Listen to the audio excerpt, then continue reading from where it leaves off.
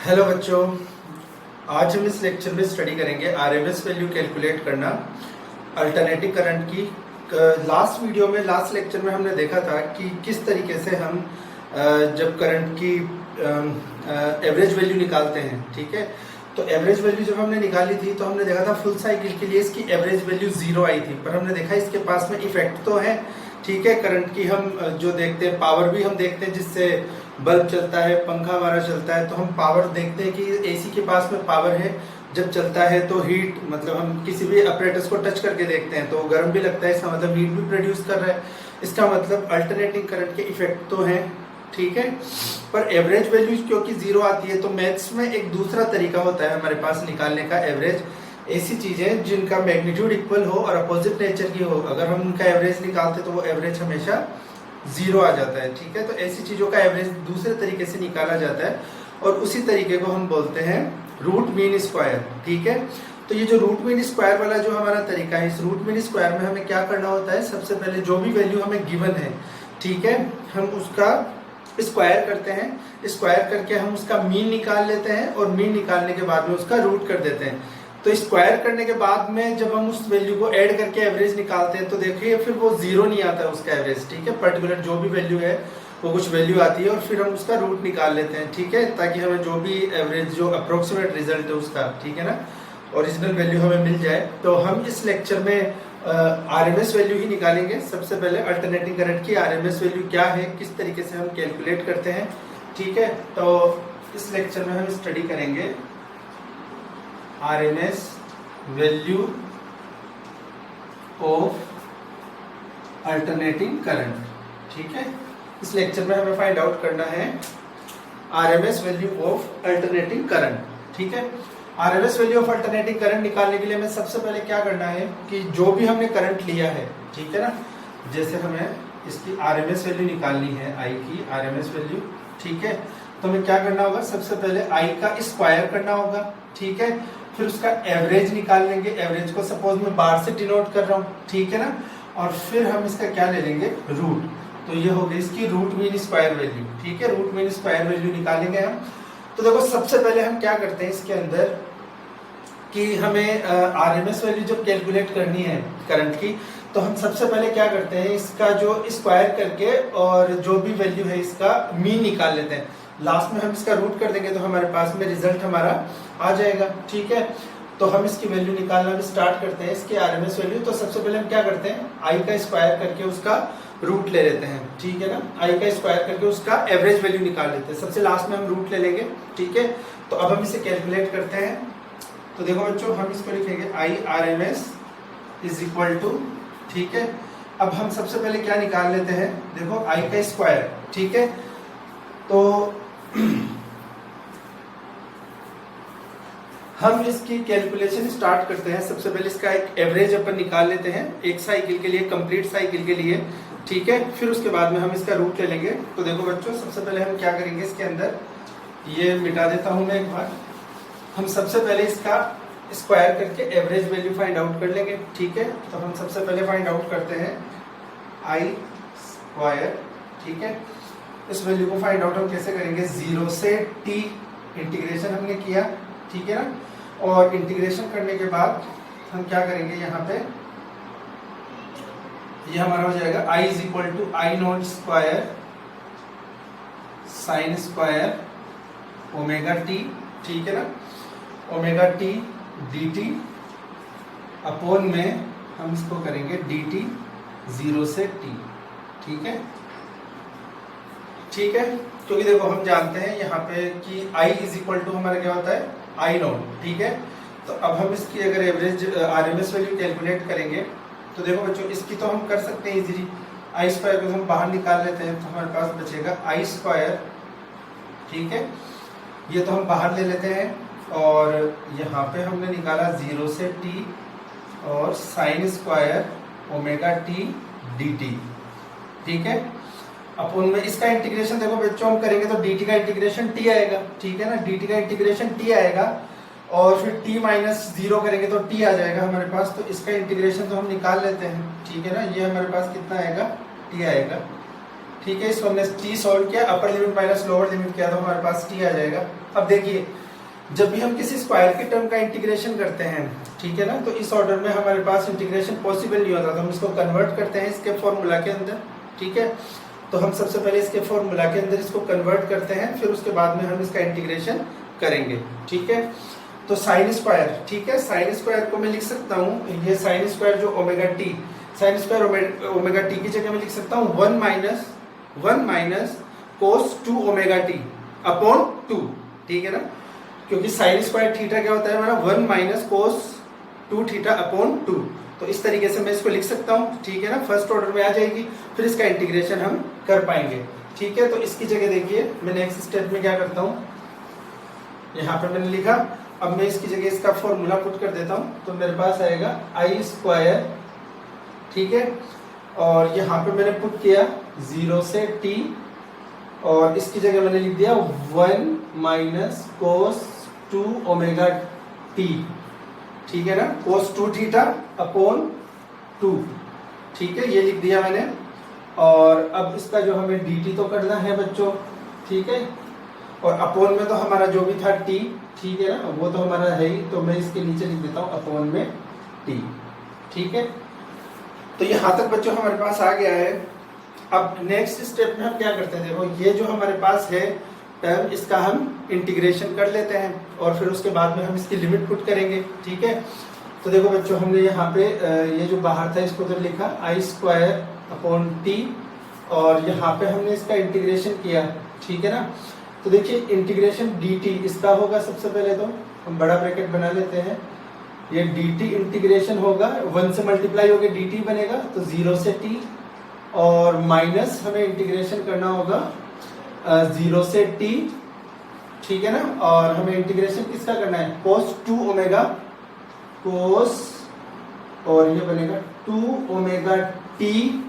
ठीक है ना, और dt इसका हमें इंटीग्रेशन करना है। देखो ये जो 1/2 है इसको अपन बाहर ले लेते हैं, ये देखो 2 पूरे के अपॉन में है, इस 2 को भी मैंने बाहर ले लिया यहाँ। ठीक है ना, तो इतना मेरा हो गया है, तो अब मैं इसका इंटीग्रेशन कर सकता हूँ। यहाँ पे हम ब्रैकेट बंद कर देते हैं। ठीक है, यहाँ पे हमने ब्रैकेट बंद किया। अब देखो ब्रैकेट बंद करने के बाद में हम देखते हैं कि यहाँ पे इसका इंटीग्रेशन तो सिंपल है, dt का इंटीग्रेशन होगा t। ठीक है ना, dt का इंटीग्रेशन अगर t होगा और upper limit minus lower limit करूंगा तो t माइनस 0 t आ जाएगा। तो यहाँ पे मैं लिख सकता हूँ आई स्क्वायर अपॉन 2t। ठीक है, और इसका इंटीग्रेशन जब मैंने किया तो आ जाएगा t, और t माइनस 0 करूंगा upper limit minus lower limit, तो t आ जाएगा मेरे पास। ठीक है, इस वाले पार्ट का हम इंटीग्रेशन करते हैं। ठीक है, तो हमने यहाँ पे इसका इंटीग्रेशन किया, तो बच्चों कोस का इंटीग्रेशन हमारा क्या होगा, कोस का इंटीग्रेशन होता है हमारा कोस थीटा का इंटीग्रेशन होता है साइन थीटा। ठीक है, कंपाउंड टर्म है 2 ओमेगा टी, तो 2 ओमेगा टी का भी हमें क्या करना पड़ेगा, इसका हमें इंटीग्रेशन करना पड़ेगा कंपाउंड टर्म का, तो 2 ओमेगा अपॉन में आ जाएगा। अगर ये डिफरेंशिएशन होता तो मल्टीप्लाई में आ जाता, इंटीग्रेशन है तो अपॉन में आएगा, तो हम इसका इंटीग्रेशन कर देते हैं। ठीक है, तो हमने इसका इंटीग्रेशन किया बच्चों, तो ये हमारे पास आ गया sine 2 omega t upon 2 omega, और जो लिमिट थी मेरी 0 से t, ब्रैकेट बंद। ठीक है, क्योंकि अभी तक हमने इसकी लिमिट तो पुट की नहीं है। ठीक है, तो अब हम इसकी वैल्यू निकालते हैं। ठीक है ना, वैल्यू पुट करके हम आंसर निकालने की कोशिश करते हैं। तो देखो बच्चों हमारे पास आया ये आई स्क्वायर अपॉन 2t, ब्रैकेट में था हमारे पास t माइनस, ठीक है ना, 1/2 ओमेगा, इसको हम बाहर ले लेते हैं 1/2 ओमेगा।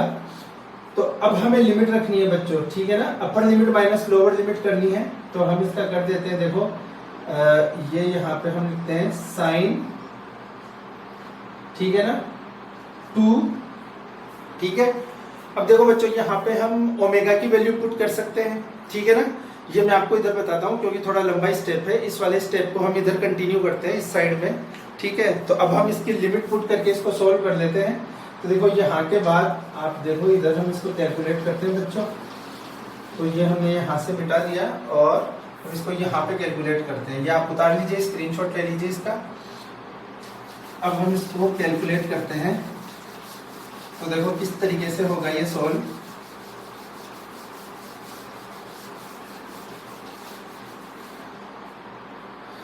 देखो बच्चों यहाँ पे मैंने इसको लिया तो मैं इसको लिख सकता हूँ आई स्क्वायर अपॉन 2t, ठीक है।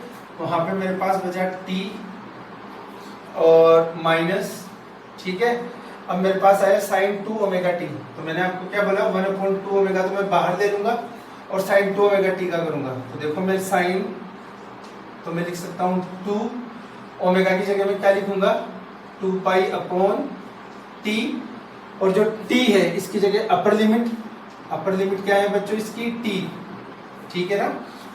अपर लिमिट, अब मुझे क्या करना है माइनस लोअर लिमिट लगानी है, तो मैं इसकी लोअर लिमिट लगा दूंगा। तो मैंने लिखा है इसको देखो साइन 2, ठीक है ना। ये हम कैलकुलेट कर लेते हैं बच्चों, देखो इधर इसको ब्रैकेट में रख लेते हैं, इसको ब्रैकेट में रखा sine 2 into 2 pi upon t, और लोअर लिमिट कितनी है 0 इंटू 0, हमने इसको रखा ब्रैकेट बंद कर दिया, लिमिट पुट कर दी। अब बच्चों इसको सोल्व कर लेते हैं, तो ये क्या आएगा आई स्क्वायर अपॉन 2t, ठीक है। और उसके बाद में हमारे पास आया t माइनस 1/2 ओमेगा, ठीक है। और देखो 2 ओमेगा, और यहाँ पे अगर हम इसको सोल्व करेंगे तो देखो t से t कैंसिल होगा, तो ये कितना बन गया हमारे पास अंदर आ गया साइन 4 पाई, ठीक है। यहाँ पे हम देखते हैं ये तो पूरा 0 से मल्टीप्लाई होगा, तो ये पूरी टर्म तो 0 बन जाएगी, तो हमारे पास बचेगा माइनस साइन 0, ठीक है ना। अब देखो जब हम इसे सॉल्व करेंगे तो हमारे पास आएगा आई स्क्वायर अपॉन 2t, ठीक है, t माइनस 1/2 ओमेगा साइन 4 पाई। देखो 4 पाई घूमने के बाद में 2 पाई घूमने के बाद में साइन वापस अपनी पोजीशन पे आ जाएगा, फिर 2 पाई घूमेगा, तो 4 पाई में तो और साइन 0 उनकी वैल्यू तो सेम ही होगी, तो साइन 0 की वैल्यू 0 होती है, इसकी भी 0 होगी, इसकी भी 0, तो हमारे पास कितना बचेगा देखो बच्चों यहाँ हमारा मल्टीप्लाई में क्या आ जाएगा 0, यहाँ पे डायरेक्ट इसको 0 से मल्टीप्लाई कर देते हैं हम, ठीक है। ये जो पूरा टर्म है ये 0 हुआ, 0 से इसको मल्टीप्लाई किया 2 ओमेगा को, तो ये भी 0 हो गया। तो हमारे पास सिर्फ क्या बचा, हमारे पास सिर्फ बचा I square upon 2t into T, ठीक है बच्चों। देखो t से t कैंसिल हुआ, तो हमारे पास बचा आई स्क्वायर अपॉन टी। देखो बच्चों आई स्क्वायर अपॉन टी ये वैल्यू हमारे पास आई, ठीक है। आई स्क्वायर अपॉन टी वैल्यू अगर हमारे पास आई है, तो अब हम इसका क्या करना है, देखो अभी तक हमने इस वैल्यू का सिर्फ मीन निकाला था, मैंने बोला था लास्ट में इसका हम रूट कैलकुलेट कर लेंगे, तो ये अभी तक इसकी मीन वैल्यू है, ठीक है ना। अभी तक हमने क्या फाइंड आउट किया था, अभी तक देखो ये वैल्यू हमने फाइंड की थी आई स्क्वायर का बार, अभी तक ये मीन वैल्यू है। अब हम इसका रूट फाइंड आउट कर लेते हैं बच्चों, तो देखो यहाँ पे हम इसका वैल्यू लिख लेते हैं कितनी आएगी,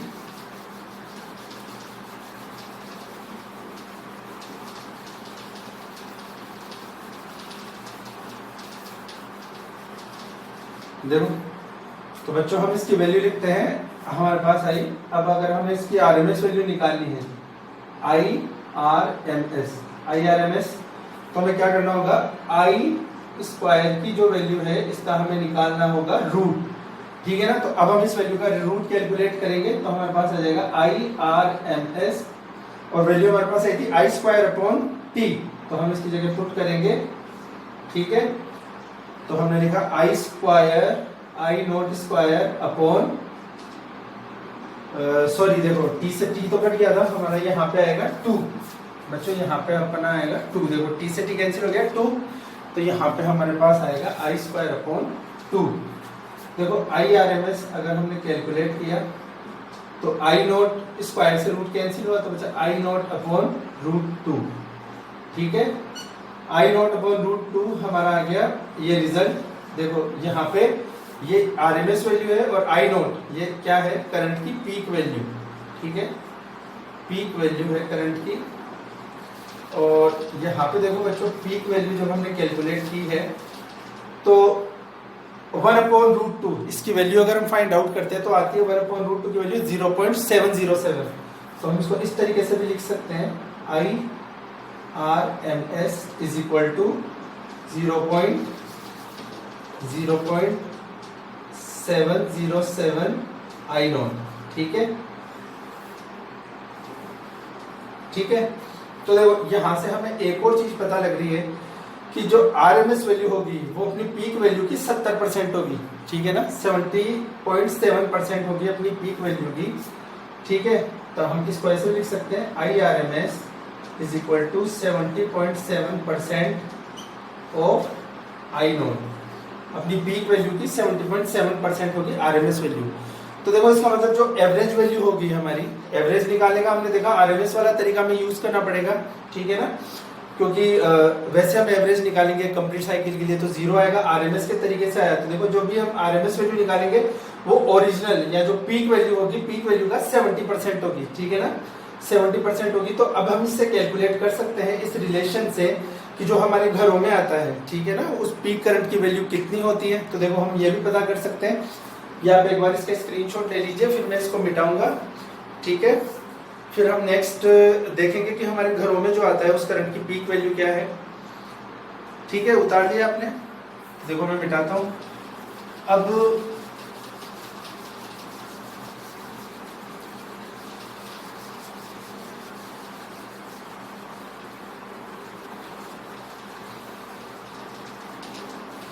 देखो बच्चों यहाँ पे हमने देखा 0.707 इंटू आई नोट, ठीक है ना, या I R M S is equal to I naught upon root 2, ठीक है।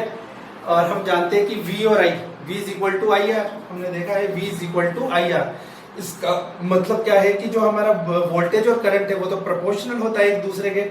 तो इसी को देख के हम VRMS का भी फॉर्मूला लिख सकते हैं, सेम आएगा बच्चों। VRMS का अगर हम फॉर्मूला लिखेंगे तो उसकी जगह हम लिख सकते हैं V नोट अपॉन रूट 2, या फिर हम लिख सकते हैं 0.707 V नोट, ठीक है ना। सेम फॉर्मूला हम वोल्टेज के लिए लिख सकते हैं, हम जानते हैं V और I प्रोपोर्शनल है एक दूसरे के, सेम फॉर्मूला हम V के लिए लिख सकते हैं। अब हमारे घरों में देखिए, जो हमारे घरों में जो आता है, ठीक है, तो हमारे घरों में जो करंट आता है वो उसको हम बोलते हैं 220 वोल्ट, ठीक है ना, ये करंट आता है हमारे घर के अंदर। अब 220 वोल्ट अगर हमारे घर में आता है तो ये करंट की कौन सी वैल्यू होती है बच्चों, ये हमेशा आरएमएस वैल्यू होती है करंट की, VRMS। जो 220 वोल्ट हमारे घरों में आता है वो करंट की एवरेज वैल्यू है, ठीक है ना, आरएमएस वैल्यू है 220 वोल्ट, ठीक है। तो अगर हमसे पूछे कि करंट की पीक वैल्यू क्या है जो हमारे घर में आता है, तो देखो हम कैलकुलेट कर सकते हैं। फॉर्मूला हमने देखा VRMS is equal to V naught upon root 2, ठीक है। तो बच्चों यहाँ पे हम लिख सकते हैं V नोट, अगर हमें V नोट की वैल्यू कैलकुलेट करनी हो तो हम क्या बोल सकते हैं, VRMS इंटू रूट 2, ठीक है, मल्टीप्लाई करके हम देख लेते हैं।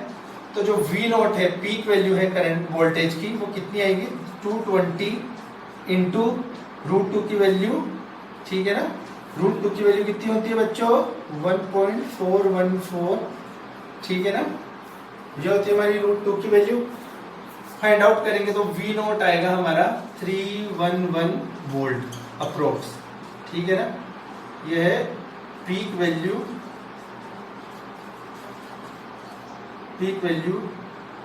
ऑफ वोल्टेज,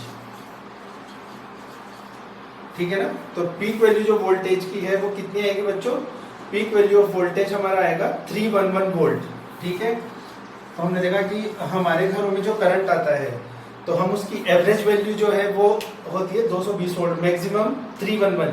तो देखो यहाँ से एक और चीज हम देखते हैं बच्चों, ये उतार लो आप, एग्जाम्पल हमारे काम आएगा। फिर उसके बाद में हम नेक्स्ट स्टडी करते हैं कि अगर इतना हमारे पास आता है तो डेंजरस कौन है ज्यादा, ठीक है, डेंजरस ज्यादा AC है या DC है। तो देखो हम देखते हैं, ये अगर आपने उतार लिया तो हम इसको मिटाते हैं, ठीक है। तो अब देखो ये हम मिटा के और अब कैलकुलेट करते हैं मैक्सिमम वैल्यू। तो देखो बच्चों यहाँ पे शायद हमारा बोर्ड इस तरफ से खराब हो चुका है,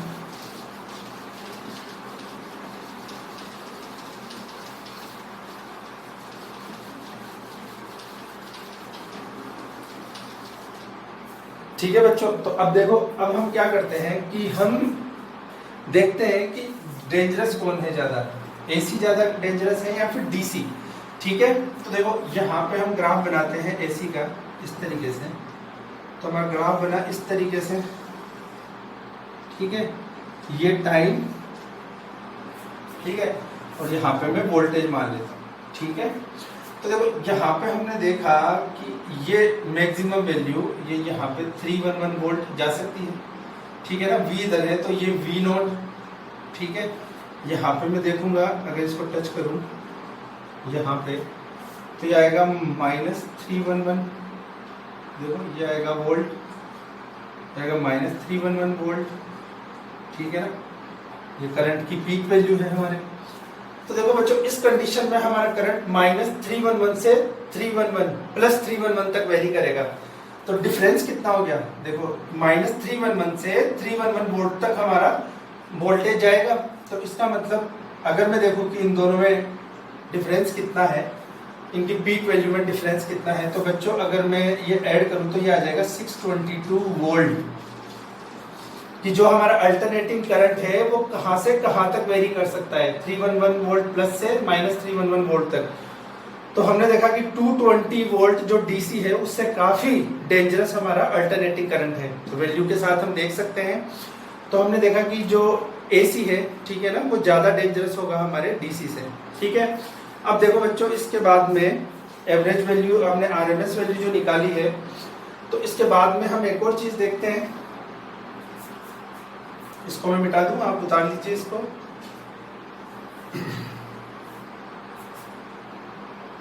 ठीक है, अब हम इसको मिटाते हैं।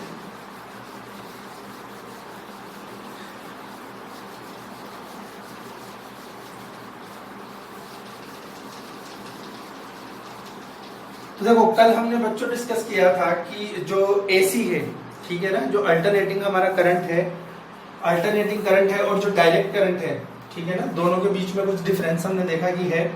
और आरएमएस वैल्यू तो हमने देखा कि जो डीसी की जो वैल्यू आएगी, ठीक है ना, उसी को हम आरएमएस वैल्यू के टर्म्स में, ठीक है, हम आरएमएस वैल्यू को किस तरीके से हम डिफाइन कर सकते हैं। तो देखो बच्चों, हम बोल सकते हैं कि अगर, ठीक है ना, एग्जांपल देखना कि अगर 5 एम्पियर का करंट, सपोज हम एक एग्जांपल ले रहे हैं, अगर 5 एम्पियर का करंट जो कि किसी डीसी सोर्स से हमें मिल रहा है, 5 एम्पियर का करंट जो कि हमें किसी डीसी सोर्स से मिल रहा है, ठीक है ना, 1 आवर तक अगर किसी वायर में वो करंट हमने फ्लो किया, 5 एम्पियर का डीसी करंट, और अगर उसने हीट प्रोड्यूस की, सपोज 20 जूल, ठीक है ना, कितनी हीट प्रोड्यूस की, 20 जूल, तो हम बोल सकते हैं कि अगर उतनी ही हीट, देखो हमें एसी का भी हम करंट के बारे में नहीं बोल रहे, 1 घंटे तक फ्लो होने में, 1 आवर तक फ्लो होने में अगर हमारा एसी अल्टरनेटिंग करंट भी 20 जूल हीट प्रोड्यूस कर रहा है, तो हम बोलेंगे कि वो जो हमारा एसी है वो भी कितना होगा, 5 एम्पियर। ठीक है ना, तो ये जो कंपैरिजन मेथड है इससे हम बता देते हैं इसकी डेफिनेशन। और मैंने आपको बताया था कि जहां जहां स्क्वायर होता है, आई स्क्वायर आर से पावर निकाल सकते हैं, आई स्क्वायर आर टी से हम हीट निकाल सकते हैं। तो हम इसकी जो डिफाइन इसको कर सकते हैं वो हीट के टर्म्स में कर सकते हैं। दोबारा बोलता हूँ कि अगर 5 एम्पियर का डीसी करंट 1 आवर तक किसी डिवाइस में गया, किसी रेजिस्टेंस में गया, किसी लोड रेजिस्टेंस में गया और उसने 20 जूल की हीट प्रोड्यूस की, ठीक है, तो अगर हमारा कोई करंट था जो कि एसी था, हमें उसकी वैल्यू नहीं पता, वो भी अगर 1 आवर तक किसी वायर में गया, ठीक है ना, और 1 आवर तक 5 एम्पियर 1 आवर तक किसी वायर में गया और उसने भी अगर 20 जूल हीट प्रोड्यूस की, ठीक है, इट मींस वो करंट जो हमारा अल्टरनेटिंग करंट है उसकी वैल्यू भी कितनी है, 5 एम्पियर। ठीक है, इस तरीके से हम इसको बता सकते हैं, आरएमएस वैल्यू को डिफाइन भी कर सकते हैं बच्चों। तो जो नेक्स्ट पार्ट है, देखो हम इस ग्राफ में देखते हैं एक और चीज, इस तरीके से हमने ग्राफ बनाया, ठीक है, तो यहाँ पे हम कुछ वैल्यू ले सकते हैं, ठीक है, यहाँ पे आप कुछ भी वैल्यू ले लीजिए, ठीक है, यहाँ पे हम काफी वैल्यूज ले सकते हैं। तो मैं आपको एक सिंपल सा तरीका बता रहा हूं,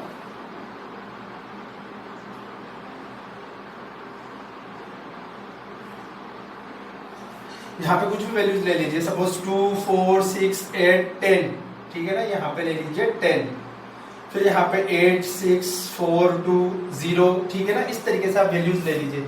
उन वैल्यूज का आप स्क्वायर कीजिए, स्क्वायर करने के बाद उनको ऐड करके उनका मीन निकाल लीजिए, फिर उनका रूट कीजिए, ठीक है ना, ठीक है ना। रूट करने के बाद में आप देखिए कि जो वैल्यू आ रही है आपकी, ठीक है, तो अगर पर्टिकुलर डीसी करंट उतने ही अगर हमारे वोल्ट या एम्पियर का आएगा तो सेम इफेक्ट हमें देखने को मिलेगा। ठीक है, तो यहाँ पे कुछ वैल्यूज हम लिख के, कुछ भी वैल्यूज यहाँ कंसिडर करके उनका स्क्वायर करके उनको ऐड कर सकते हैं। ऐड करने के बाद में उनका रूट निकाल सकते हैं, और वो जो कंप्लीट इफेक्ट, जो वो एवरेज इफेक्ट हमें दिखेगा, आरएमएस इफेक्ट हमें दिखेगा, हम देखेंगे कि उतना ही अगर डीसी करंट भी किसी डिवाइस में से फ्लो हो रहा है तो वो भी उतना ही इफेक्ट हमें शो करेगा। ठीक है, तो हम इसको किस तरीके से देख सकते हैं कि सपोज यहाँ पे हमने कोई सोर्स लगा रखा है। ठीक है, तो हमने यहाँ पे कोई डीसी सोर्स लगा रखा है।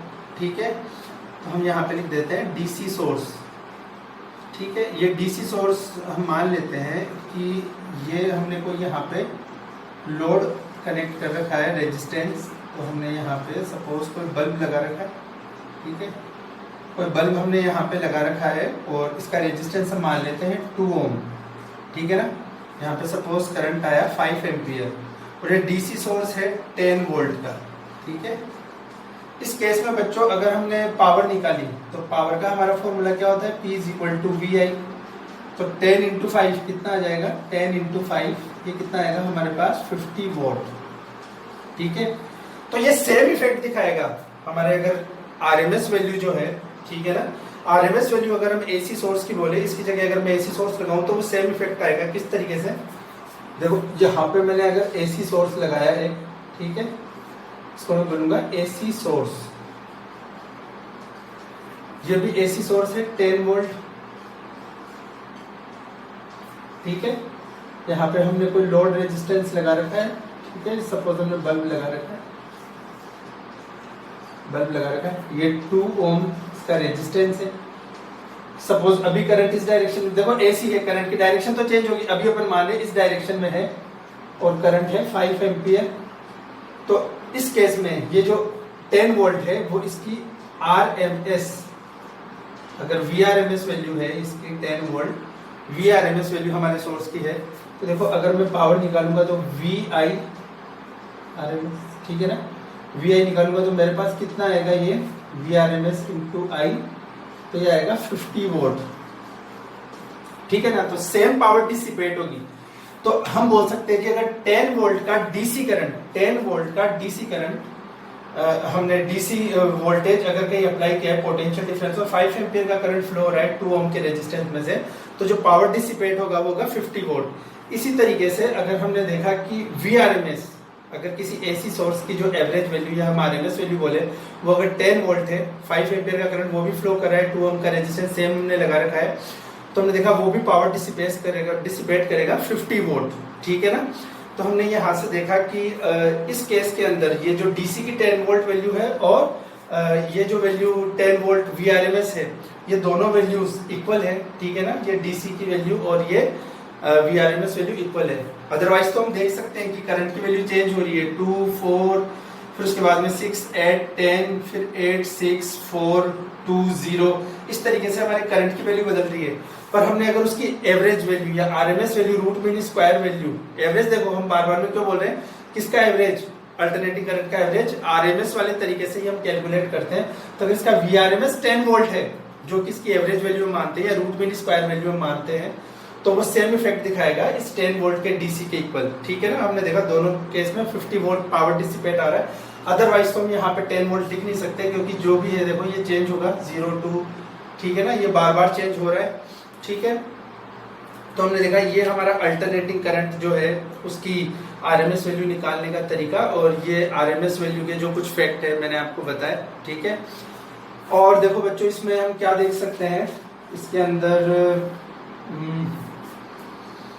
हम इसकी डेफिनेशन जो है वो और नोट कर सकते हैं। ठीक है ना, तो डेफिनेशन हम और नोट कर लेते हैं इसकी आरएमएस वैल्यू की, फिर उसके बाद में हम जो कुछ एग्जांपल्स इसके देखेंगे। घरों में मैक्सिमम वैल्यू कितनी आती है वो मैंने भी आपको बताई है। ठीक है ना, 311 वोल्ट। और अगर हम इसको डिफाइन करना चाहें, और मैंने आपको बताया कि कौन कौन से फॉर्मूलाज में हम इसको काम में लेंगे। 2 फॉर्मूलाज है, P = I²R या IRMS लिखना बच्चों, IRMS, और एक हम इसमें से हीट भी निकाल सकते हैं, H हीट I²RT।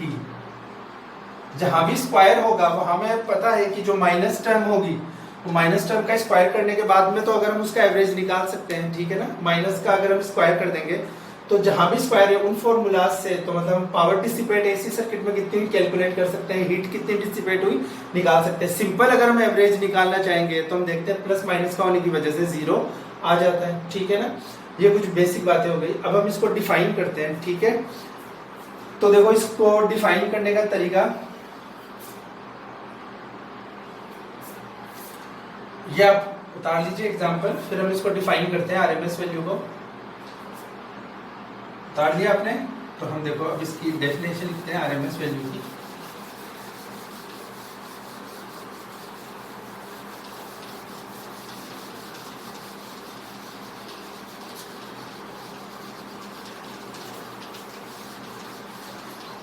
ठीक है, तो हम इस पर लिख सकते हैं डेफिनेशन। तो डेफिनेशन में लिखेंगे आरएमएस वैल्यू ऑफ, देखिए RMS value of alternating current is equal to that DC of alternating current is equal to that DC equal to that DC direct current which can produce the same amount of heat, which can produce same amount of heat, which can produce same amount of heat as that of produced by alternating current, as that of produced by alternating current, ठीक है, as that produced by alternating current, ठीक है। तो कई बार RMS value को हम इसकी effective value भी बोलते हैं, ठीक है, इफेक्टिव वैल्यू भी बोलते हैं हम। तो देखिए बच्चों, अब हमारे पास में जो ये डेफिनेशन आई है, तो RMS value of AC is equal to that DC which can produce same amount of heat as that of produced by AC. तो मैंने आपको बताया था ये कि अगर सेम टाइम के अंदर 5 एम्पियर अगर हमारा डीसी करंट जा रहा है 1 आवर के लिए और 20 जूल की हीट प्रोड्यूस कर रहा है, 1 आवर के लिए एसी करंट भी फ्लो हुआ किसी सर्किट में और उसने भी 20 जूल की हीट प्रोड्यूस की, तो हम बोलेंगे कि वो भी 5 एम्पियर का ही करंट है, ठीक है। तो ऐसे इस मेथड से इनको कंपेयर करके एसी की भी डेफिनेशन, फिर मैंने आपको बताया भी था, ठीक है ना, कि यहाँ पे जो एसी हमारा है, ठीक है ना, वो नॉर्मल गैल्वेनोमीटर और एमीटर से मेजर नहीं किया जा सकता, क्योंकि आपके जो गैल्वेनोमीटर और एमीटर लैब्स में है वो करंट के मैग्नेटिक इफेक्ट पे बेस्ड है, तो हम उनसे एसी की वैल्यू नहीं निकाल सकते, ठीक है ना।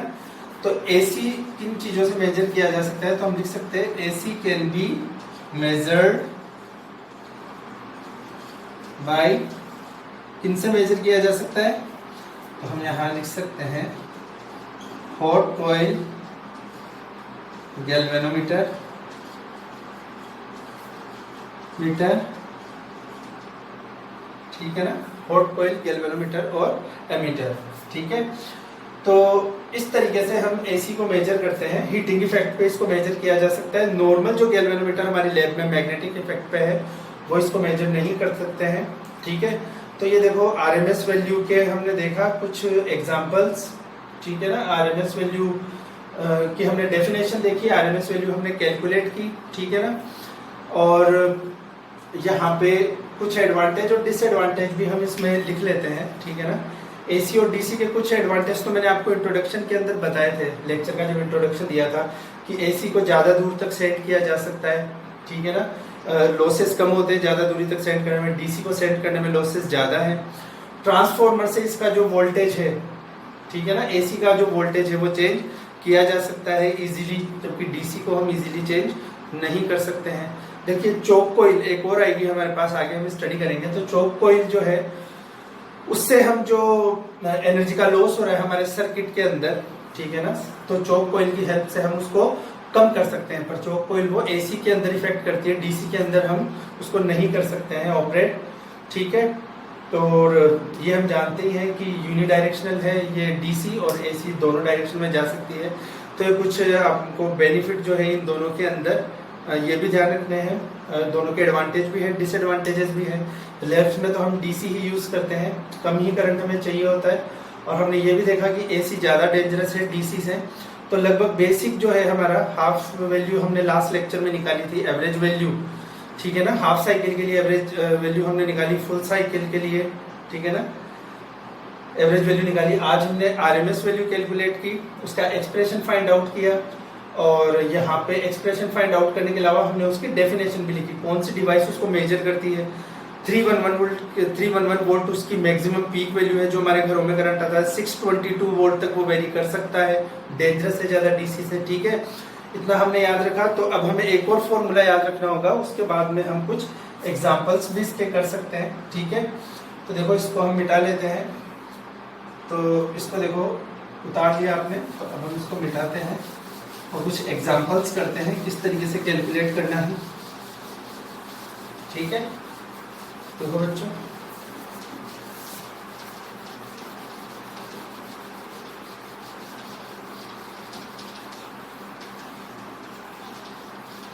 ठीक है।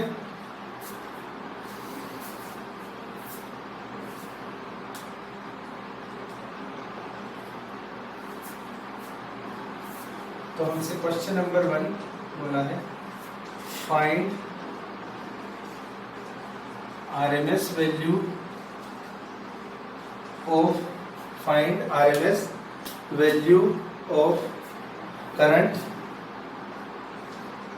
RMS value of current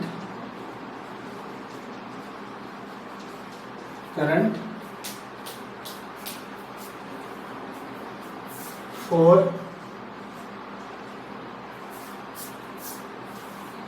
I is equal to I not for alternating current, AC हमें दे रखा है for alternating current I is equal to ये हमें दे रखा है, सॉरी I1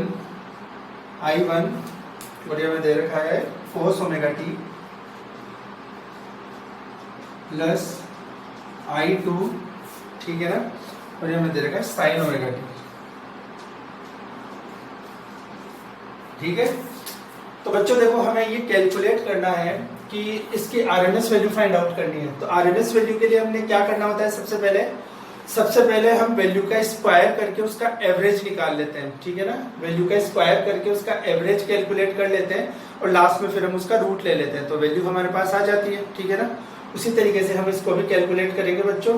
तो देखो किस तरीके से हम इसको कर सकते हैं। तो हम लिख सकते हैं IRMS इज इक्वल टू, देखो सबसे पहले क्या करना है, स्क्वायर, फिर उसका एवरेज निकालना है, फिर उसका रूट निकाल देंगे, ठीक है ना। तो ये हमारी हो गई रूट मीन स्क्वायर, ठीक है ना। ये हमारा स्क्वायर, मीन और रूट, इस तरीके से वैल्यू कैलकुलेट करनी है। तो सबसे पहले हमें क्या करना पड़ेगा बच्चों, आई का स्क्वायर करना है, फिर उसके बाद में हमें उसका क्या करना है, एवरेज लेना है। तो देखो एवरेज तो हमको एक कंप्लीट साइकिल के लिए इसमें लेना है, ठीक है ना, टी टाइम के लिए। तो एवरेज तो हम ले लेंगे इसका, ठीक है। तो सबसे पहले हम आई का स्क्वायर कर लेते हैं बच्चों। तो देखो हम इसको कैलकुलेट करते हैं। तो एवरेज वैल्यू कैलकुलेट करनी है तो 1/t, ये तो हमने पहले रख दिया, ठीक है ना, अपॉन में हम निकालेंगे तो यही आएगा अपॉन में, और फिर हम आई का स्क्वायर करते हैं। देखो इसका स्क्वायर रहेगा I1 का square cos square omega T plus I2 square sine square omega T, और 2I1 I2, देखो इसको क्या लिख सकते हैं, 2I1 I2 sign omega t cos omega t, ठीक है। तो ये आएगा बच्चों हमारे पास में स्क्वायर करने में, ठीक है। तो हमने वैल्यू का स्क्वायर कर लिया, और एवरेज के लिए 1/t उसको ऑलरेडी हमने कर लिया, ठीक है। अब देखो हम लिखते हैं 1/t, ठीक है। अब यहाँ पे देखो हम क्या लिख सकते हैं, इसको तो हम लिख लेते हैं एज इट इज चलने दो, I1 square cos square omega T plus I2 square sine square omega t, ठीक है। और इस 2 को हम इधर लिख देते हैं। तो देखो ये 2 sine theta cos theta, sine 2 theta का फॉर्मूला बन जाएगा, ठीक है। तो इसको हम 2 को अगर यहाँ पे लिख दें, ठीक है ना, इसके आगे लिख दें, तो हम इसको इस तरीके से लिखते हैं I1 I2, यहाँ पे हम लिख सकते हैं into 2 sine omega t cos omega t. ठीक है बच्चों, अब ये जो sine 2 sine omega t cos omega t है, इसको हम साइन 2 ओमेगा टी, ठीक है ना, ऐसा करके हम इसको लिख सकते हैं। तो देखो बच्चों, इसको हम लिख देते हैं, ठीक है। तो देखो यहाँ पे आएगा 1/t, और यहाँ पे हमने लिखा देखो एवरेज हम निकाल रहे थे, तो इसका इंटीग्रेशन भी हमको लगाना चाहिए, ठीक है ना। इंटीग्रेशन हम लगाना इसका भूल गए हैं, तो यहाँ पे इंटीग्रेशन भी लगा लेते हैं 0 से t, और इसका भी हम कर लेते हैं 0 से t, ठीक है। और इसका भी इंटीग्रेशन हम लगा लेते हैं 0 से t, ठीक है। आरएमएस वैल्यू हम फाइंड आउट कर रहे हैं, और नीचे वाले का तो मैंने 1/t पहले ही कैलकुलेट करके लिख दिया है, ठीक है ना।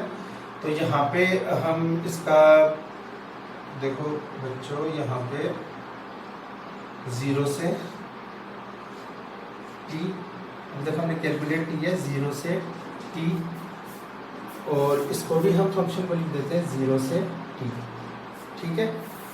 1/t, नीचे वाले का एवरेज तो हमने निकाल लिया है 1/t, और देखो अब यहाँ पे हम कैलकुलेट करेंगे, तो I1 स्क्वायर, ये तो कांस्टेंट है, बाहर आ जाएगा।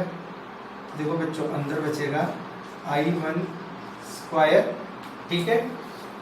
और कोस स्क्वायर साइन स्क्वायर, देखो कोस स्क्वायर और साइन स्क्वायर, जब भी इस चीज का हम एक कंप्लीट 0 से t के लिए इंटीग्रेशन करेंगे, हमेशा ध्यान रखना उसका रिजल्ट t/2 आएगा।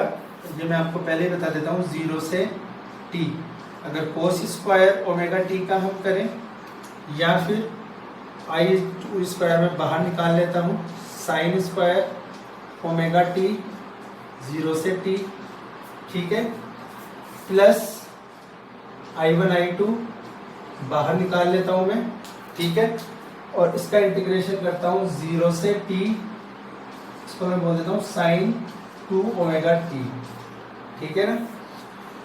देखो बच्चों, यहाँ पे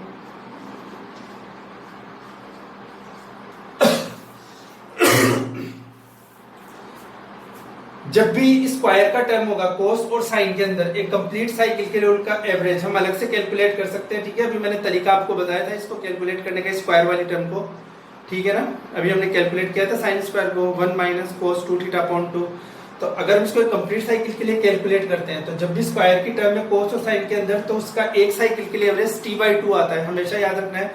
और अगर यहाँ पे सिंगल टर्म है हमारी ओमेगा टी, देखो यहाँ पे स्क्वायर नहीं है साइन का, तो अगर स्क्वायर की टर्म नहीं है, ठीक है ना, फर्स्ट ऑर्डर की टर्म है, उसका एक कंप्लीट साइकिल के लिए एवरेज निकालेंगे, हमेशा 0 आता है बच्चों, ध्यान रखना। यहाँ साइन 2 ओमेगा टी की जगह साइन ओमेगा टी होता, कंप्लीट साइकिल के लिए उसका एवरेज 0 ही आता है। यहाँ कोस ओमेगा टी होता तब भी 0 होता, कोस 2 ओमेगा टी होता तब भी 0 ही होता। कंप्लीट साइकिल के लिए फर्स्ट ऑर्डर के फंक्शन का एक कंप्लीट साइकिल के लिए एवरेज आता है 0, स्क्वायर वाली टर्म का आता है t/2, ठीक है ना। तो अब हम वैल्यू पुट करेंगे, फिर हम देखेंगे कि हमारा क्या आंसर आ रहा है उसका रूट करने के बाद।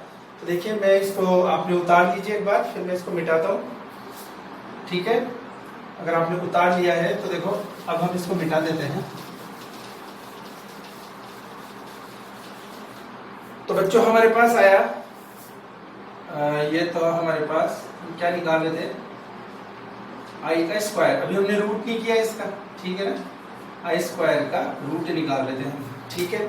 तो अब हम इसको कैलकुलेट करेंगे, तो अभी हमने लिखा 1/t, और देखो I1 स्क्वायर तो बाहर ही है, हमने लिखा I1 स्क्वायर, यहाँ पे कितना आएगा इसका एवरेज, मैंने आपको पहले ही बता दिया t/2, अलग से पूरा कैलकुलेट करने की जरूरत नहीं है, याद रख सकते हैं हम, अलग से निकाल के आप देख भी सकते हो, चेक भी कर सकते हो। I2 स्क्वायर इंटू इसका भी एवरेज कितना आएगा कंप्लीट साइकिल के लिए, t/2, ठीक है ना।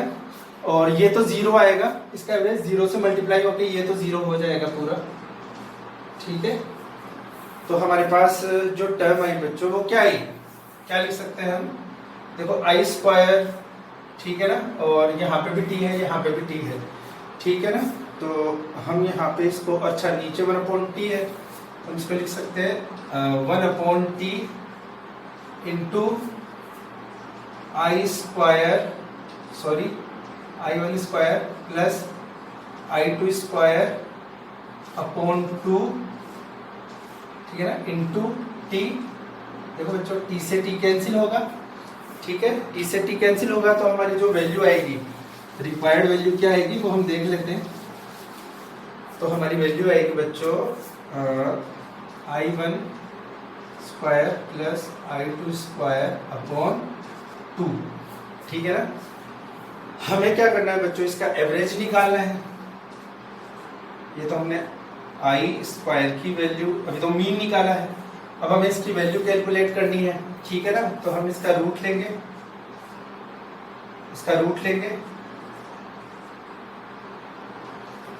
यहाँ पे हम लिखेंगे I2 स्क्वायर, रूट लेंगे तो बच्चों कितना आएगा, I1 प्लस I2 स्क्वायर लगे हुए हैं अपॉन 2। इसी को कैसे लिख सकते हैं बच्चों हम, इसी को हम इस तरीके से भी लिख सकते हैं, देखिए इसको हम लिख सकते हैं IRMS is equal to 1 upon, ठीक है ना, √2। और यहाँ पे हम क्या लिख सकते हैं, I1 square plus I2 square की पावर। तो ये हमारा आंसर आ गया इसकी एवरेज वैल्यू का, ठीक है। तो ये आप उतारिए, फिर हम कुछ और एग्जांपल देखते हैं इसके, किस तरीके से हमें कैलकुलेट करवाया जाता है। तो ये वाला एक एग्जांपल आप अच्छे से देखिए, फिर हम इसका कोई और एग्जांपल भी करते हैं।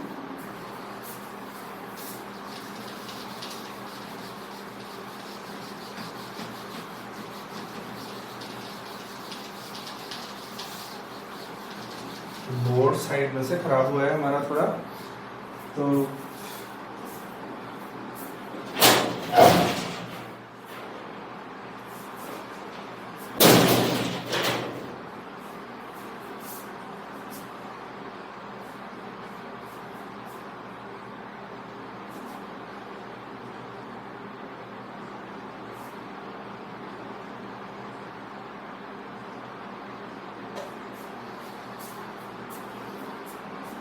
ठीक है। अब हम इसको मिटा के एक और एग्जांपल देखते हैं।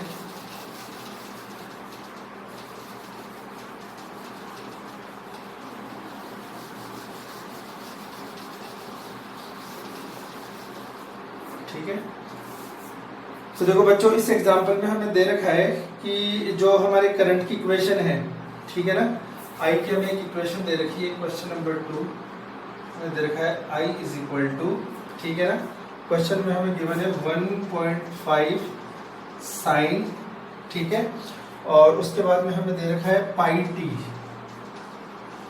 ठीक है। ये गिवन है हमें एक करंट की इंस्टेंटेनियस वैल्यू हमें गिवन है, और हमसे क्या पूछा है, कैलकुलेट आरएमएस वैल्यू। इसमें हमसे पूछा है calculate RMS value.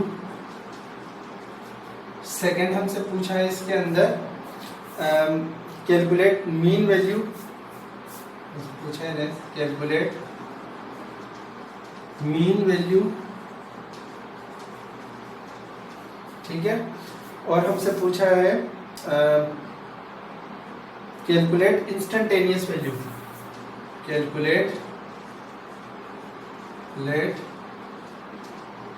Instantaneous value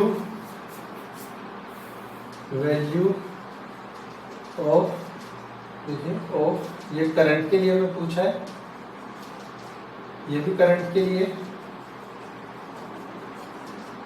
और ये भी करंट के लिए, ठीक है। तो देखो बच्चों यहाँ पे हमें इंस्टेंटेनियस वैल्यू पूछी है, तो इसका मतलब टाइम दे रखा होगा डेफिनेटली, हमें दे रखा है 0.5 सेकेंड, ठीक है। इन चीजों के लिए हम इसको कैलकुलेट करते हैं बच्चों। तो देखो हम इसको कंपेयर करते हैं, तो हम देखते हैं कि हमारा क्या रिजल्ट आएगा, ठीक है। तो देखो इसको कैलकुलेट करना स्टार्ट करते हैं बच्चों। सबसे पहले फर्स्ट वाली टर्म हम इसके लिए कैलकुलेट करते हैं। तो देखो यहाँ पे हमने लिखा I is equal to, answer अगर हम इसका लिखें तो क्या आएगा, I is equal to, compare करेंगे इसे, हमारी इक्वेशन क्या होती है, I naught sine omega t, ठीक है। तो देखो इसको और इसको हम कंपेयर करेंगे, ठीक है। तो आई नॉट की जगह क्या दिख रहा है हमें, I not is equal to 5 and omega की जगह हमें क्या लिखा हुआ दिख रहा है बच्चों, पाई, ठीक है।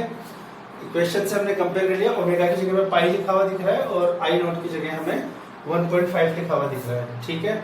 अब हमें सबसे पहले कैलकुलेट करनी है आरएमएस वैल्यू, ठीक है। तो फर्स्ट पार्ट हम कैलकुलेट करते हैं आरएमएस वैल्यू या आईआरएमएस, जो हमें निकालना है डायरेक्ट लिखते हैं आईआरएमएस। आईआरएमएस का फॉर्मूला कितना होगा बच्चों, I not upon √2। I not हमें कितना दे रखा है बच्चों, आई नॉट हमें दे रखा है 5 अपॉन √2। √2 कितना होता है बच्चों, 1.414। तो इसे अगर हम कैलकुलेट करेंगे बच्चों तो हमारा अप्रोक्स जो आंसर है, ठीक है ना, वो हमें मिल जाएगा। तो ये हम कैलकुलेट कर सकते हैं इजीली। आई नॉट की वैल्यू हमने गलत लिख दी 1.5, देखिए यहाँ पे 1.5 है, 1.5 यहाँ पे हम लिखेंगे 1.5, ठीक है ना। 1.5 अपॉन में अगर हम √2 करेंगे तो हम आंसर इसका हमारा आ जाएगा। और देखिए और भी आसान तरीके से इसको हम कर सकते हैं। यहाँ पे देखिए 1/√2 की वैल्यू तो हम जानते हैं, इसको हम लिख सकते हैं 1.5 इंटू 1/√2। 1.5 और √2 की वैल्यू हम जानते हैं, 1/√2 की वैल्यू 0.707। तो जो भी हमारा रिजल्ट है वो हमारा आ जाएगा। तो लगभग कितना आएगा, 1.06 एम्पियर, ठीक है। ये आ गया इसका फर्स्ट पार्ट का, ठीक है। आसानी से हमने इसको देख के कैलकुलेट किया। अब हमें मीन वैल्यू निकालनी है, आरएमएस वैल्यू हमने फाइंड आउट कर ली। अब हमें मीन वैल्यू निकालनी है, करंट की एवरेज वैल्यू निकालनी है। तो ये आप उतार लीजिए, फिर हम सेकंड वाला करते हैं। उतार लिया आपने, तो अब देखो मिटाते हैं इसको और सेकंड वाला पार्ट कैलकुलेट करते हैं। देखो बच्चों सेकंड पार्ट जो इसका हमें गिवन है उसमें हमें क्या करना है, सेकंड पार्ट के अंदर हमसे पूछा है मीन वैल्यू। तो देखो average value of AC, average value of AC ये हमेशा कितनी आती है हमारी, 0, ठीक है। तो इसका तो आंसर डायरेक्ट ही हो गया, एवरेज वैल्यू ऑफ एसी। अगर एक कंप्लीट साइकिल अगर कुछ गिवन नहीं है तो हम कंप्लीट साइकिल के लिए निकालेंगे, जो कि हमेशा कितना होता है, 0 आता है, ठीक है। तो सेकंड का आंसर तो क्या 0। एवरेज वैल्यू हमने देखा था, आरएमएस वैल्यू इसलिए निकाली थी क्योंकि एवरेज वैल्यू उसकी 0 आ जाती है। अब हम किसी इंस्टेंट पे इंस्टेंटेनियस वैल्यू निकालते हैं। तो देखिए इंस्टेंटेनियस वैल्यू का हम पहले क्या लिख लेंगे, इक्वेशन लिख लेंगे और फिर टाइम की वैल्यू पुट करके आंसर निकालेंगे, तो हमारे पास आंसर आ जाएगा इसके अंदर, ठीक है। तो देखो बच्चों हम इसको लिखते हैं, थर्ड वाला पार्ट ये उतार लिया आपने, सेकंड वाला उतार लीजिए, फिर हम थर्ड वाला भी कैलकुलेट करते हैं। देखो थर्ड वाला जब हम कैलकुलेट करेंगे तो थर्ड वाले पार्ट को कैलकुलेट करने के लिए हमें क्या करना पड़ेगा, देखो कैलकुलेट इंस्टेंटेनियस वैल्यू। तो सबसे पहले फॉर्मूला लिखेंगे I is equal to I not sine omega T. ये इंस्टेंटेनियस वैल्यू का फॉर्मूला होता है हमारा। अब यहाँ पे तो हमें दे रखा है 1.5 साइन पाई, देखो ये दे रखा है 1.5 साइन पाई। टी की जगह में क्या लिखना है, 0.5 सेकेंड, ठीक है ना। तो देखो बच्चों 0.5 सेकेंड को मैं क्या लिख देता हूँ, 1/2, ठीक है। इसको मैं लिख देता हूँ 1/2। तो देखो बच्चों I is equal to I not sine, और इसकी जगह तो वैल्यू रख चुके हैं 1.5 साइन पाई मल्टीप्लाई होगा 0.5 से, 0.5 की जगह मैंने क्या लिखा 1/2, तो π/2 साइन π/2 कितना होता है 90 डिग्री, साइन 90 डिग्री 1। तो इसका आंसर कितना होगा बच्चों 1.5 एम्पियर, ठीक है। तो इस तरीके से हमें उसकी वैल्यू कैलकुलेट करनी पड़ सकती है बच्चों, ठीक है। 1.5 एम्पियर आ गया।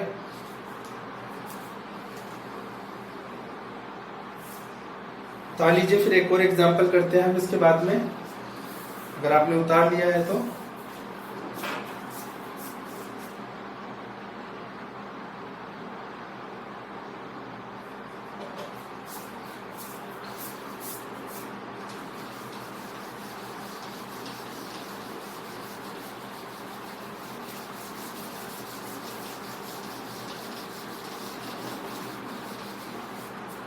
देखो बच्चों एक और क्वेश्चन करते हैं, क्वेश्चन नंबर 3।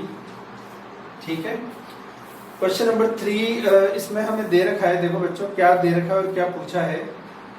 तो हमें दे रखा है the RMS value of sinusoidal alternating voltage of frequency is 220 volt. ठीक है ना, आरएमएस वैल्यू हमें वोल्टेज की दे रखी है। तो हमें इस क्वेश्चन में दे रखा है V RMS value of voltage हमें दे रखी है 200√2 वोल्ट।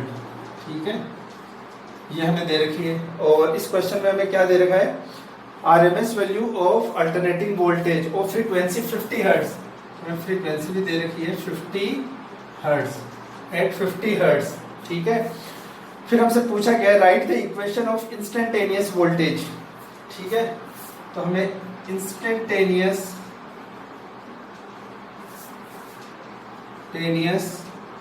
वोल्टेज इक्वेशन लिखनी है एट टाइम टी पर। ठीक है बच्चों, टाइम टी पे हमें उसके इंस्टेंटेनियस की वैल्यू लिखनी है, इजीली लिख सकते हैं हम बच्चों। ठीक है, तो V RMS V is equal to, formula क्या होता है बच्चों, V naught sine omega T. ये इंस्टेंटेनियस वैल्यू वोल्टेज की, I is equal to I naught sine omega T. ये वैल्यू होती है हमारी इंस्टेंटेनियस किसकी, करंट की, और ये जो लिखी है वो वोल्टेज की। ठीक है, V naught, V R M S में दे रखा है तो हम वी नॉट निकाल लेंगे बच्चों पहले। तो हमारा वी आर एम एस कितना होता है, वी नॉट अपॉन √2। तो अगर हम यहाँ से वी नॉट निकालेंगे तो वो क्या हो जाएगा, √2 into V R M S. ठीक है, जो कि हमें दे रखा है क्वेश्चन के अंदर। तो हम लिखेंगे V naught is equal to 2 into V R M S, √2 into 200√2। देखो √2 हो जाएगा मल्टीप्लाई, 200 से मल्टीप्लाई होगा तो कितना आ जाएगा, 400 वोल्ट। ठीक है ना, तो इसका मतलब हमें वी नॉट की वैल्यू तो मिल गई इक्वेशन में रखने के लिए। अब हमें ओमेगा, ठीक है, ओमेगा की वैल्यू हम जानते हैं, ओमेगा की वैल्यू क्या होती है 2πf। ठीक है ना, तो वो वैल्यू हम यहाँ पे लिख लेते हैं, वो भी फाइंड आउट कर लेते हैं पहले। तो देखो यहाँ पे बच्चों हम ओमेगा की भी वैल्यू फाइंड आउट कर लेते हैं। ओमेगा हमारा क्या होता है 2πf। ठीक है, तो यहाँ पे f हमें दे रखा है 50 हर्ट्ज।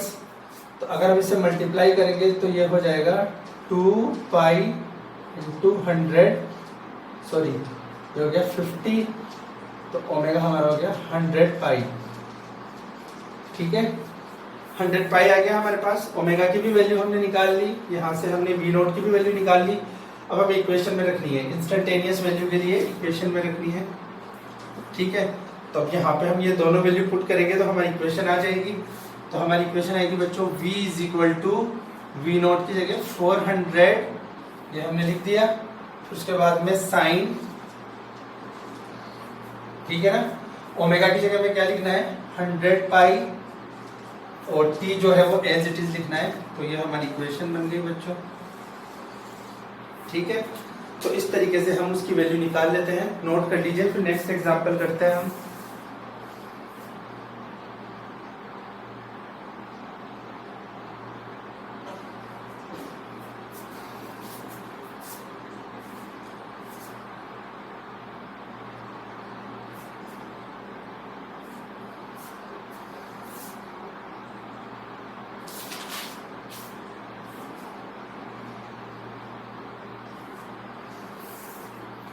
ठीक है, तो अभी से मिटा देते हैं, एक और एग्जांपल देखते हैं।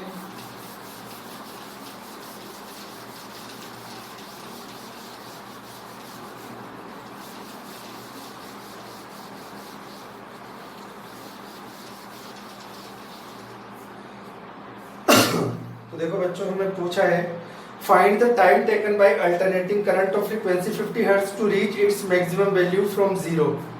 तो यहाँ पर हमसे क्वेश्चन नंबर 4 में पूछा है find time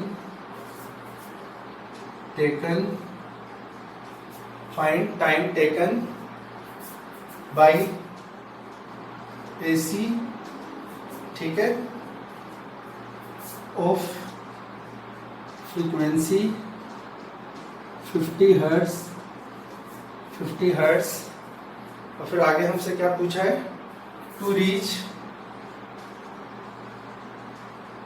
it's maximum value from 0।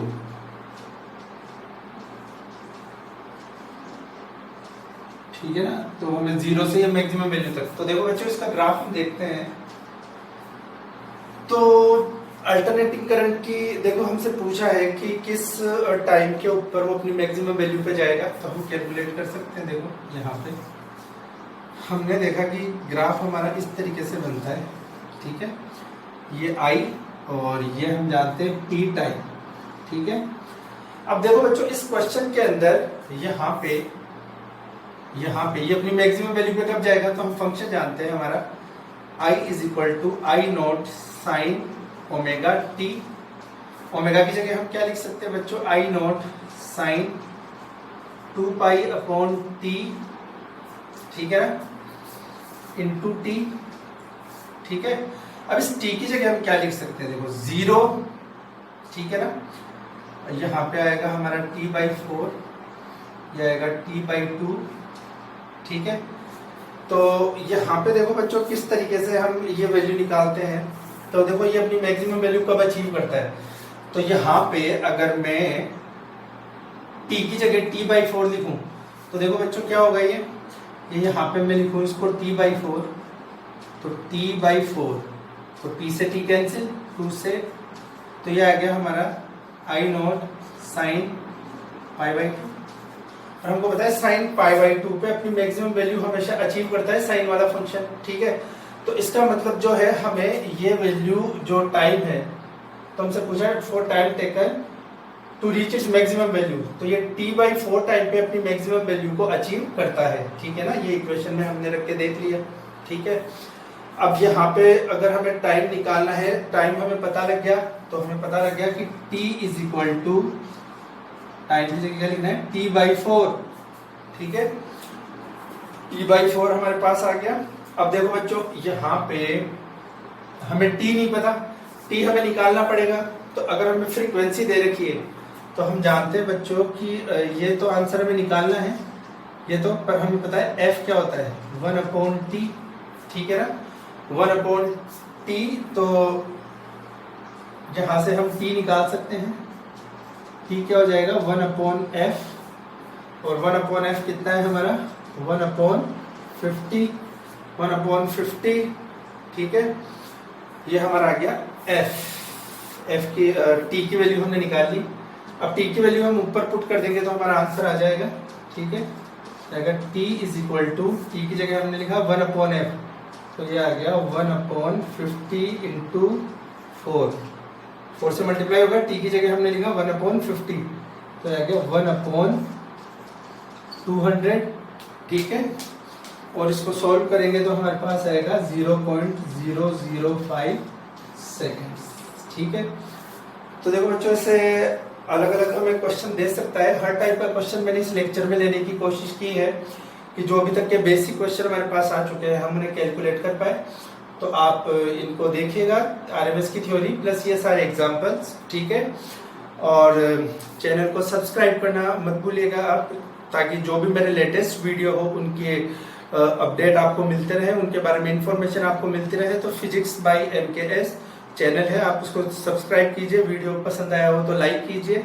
ठीक है, और अभी हमने देखा आरएमएस वैल्यू हमने कैसे कैलकुलेट की और कुछ एग्जांपल्स हमने कैलकुलेट किए। नेक्स्ट लेक्चर के अंदर हम इसके अंदर स्टडी करेंगे प्योर रेजिस्टिव सर्किट, ऐसा एक सर्किट जिसके अंदर केवल रेजिस्टेंस लगा हो, इंडक्टेंस लगा हो और कैपेसिटेंस लगा हो। और उससे पहले हम इसके अंदर स्टडी करेंगे फेजर डायग्राम्स, क्योंकि देखो बच्चों में पता है कि करंट कैसी क्वांटिटी है, हमको बताया कि करंट तो बेसिकली एक स्केलर क्वांटिटी होता है, पर हम देख रहे हैं कि यहाँ पे जब हमारे जो वोल्टेज और करंट है, ठीक है ना, रेजिस्टेंस, कैपेसिटेंस और इंडक्टेंस होने की वजह से कभी V और I साथ में होंगे, कभी दोनों के बीच में कोई फेज डिफरेंस होगा।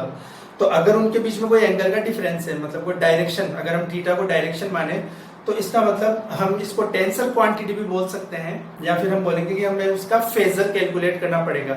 ठीक है ना, तो जो फेजर डायग्राम आएंगे, करंट को वेक्टर की जैसे मानते हुए करंट और वोल्टेज को हम कैलकुलेट करेंगे। तो डायग्राम कैसे बनता है, V और I को कैसे डिनोट किया जाता है डायग्राम के अंदर, ठीक है ना।